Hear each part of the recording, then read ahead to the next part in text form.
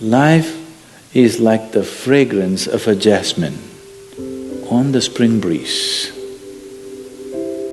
And so what I realized is for me to become the man I wanted to become, I saw myself as the weakest person God ever created. But I never blamed God for anything He did to me. So I wanted to change that to be the hardest man ever created. Am I that? I don't know, but you had to have a goal.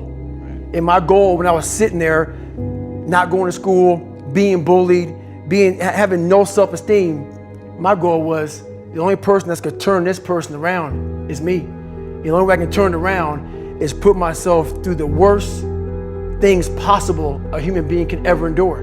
And that'd be the only way that I can build this brain to handle anything that comes in front of it, callousing my mind. You and I are not very different from this flower. Just like this flower is unique, you are unique.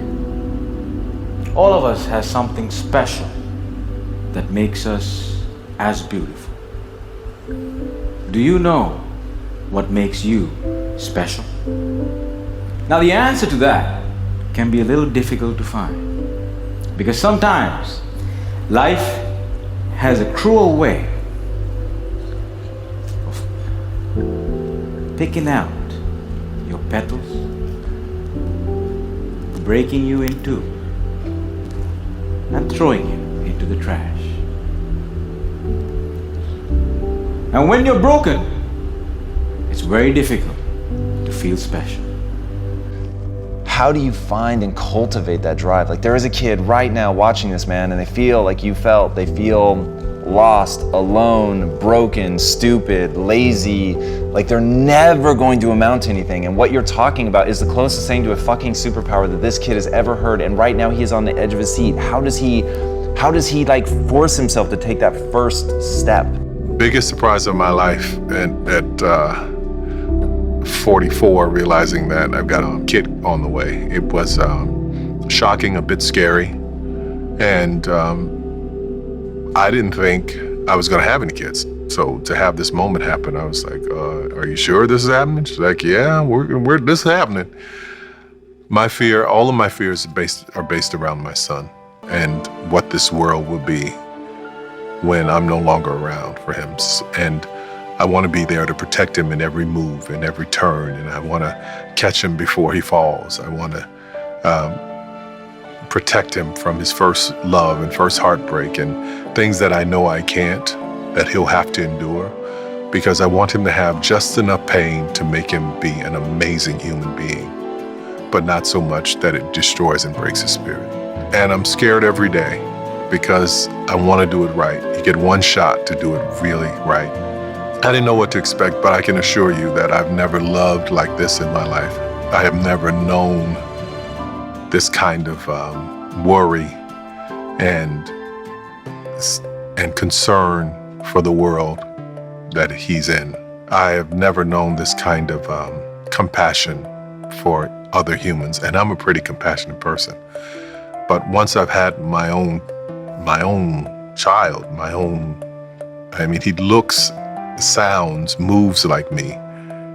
He's my healer. He heals me and the little boy that I was every time I hug him.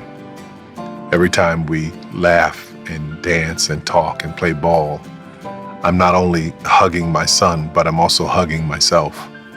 And those moments are so precious, so incredible, and so powerful. If I don't give you all of me, why the hell am I here? How will you learn from me?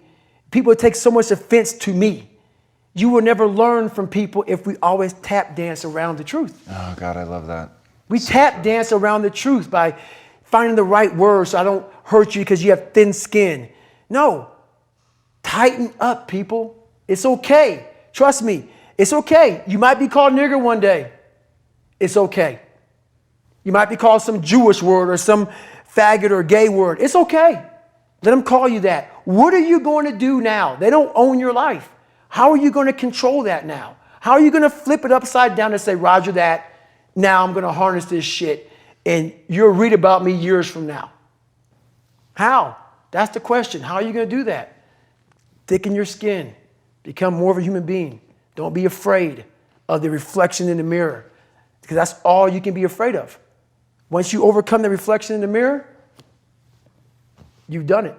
I'd like everybody to think of a statement by Terence. The statement is, I am a human being. Nothing human can be alien to me. If you can internalize the least portion of that, you will never be able to say of an act, a criminal act, or I couldn't do that. No matter how heinous the crime, if a human being did it, you have to say, I have in me all the components that are in her or in him. I intend to use my energies constructively as opposed to destructively. If you can do that about the negative, just think what you can do about the positive. If a human being dreams a great dream, dares to love somebody, if a human being dares to be Martin King or Mahatma Gandhi or Mother Teresa or Malcolm X, if a human being dares to be bigger than the condition into which she or he was born, it means so can you. And so you can try to stretch yourself. And that's with life. If you're choosing to do something, attack it, because they're going to remember you as not attacking it. So I want to be remembered. You can hate me, but there's one thing you can't say about me: I didn't attack it. So that's the mentality to have. If you're going to do something, you might as well attack it, because you can do it anyway. Educate yourself. So the things that we run from the truth. We're running from the truth, man. So the only way I became successful was going towards the truth. As painful and as brutal as it is, it changed me. It allowed me to become, in my own right, who I am today. And this is why if you have great people in your life, no matter how broke, how lost, or how broken you become, they can piece you back together. Ladies and gentlemen, when I look at you, I see something in you, but I don't know what it is. Over to you.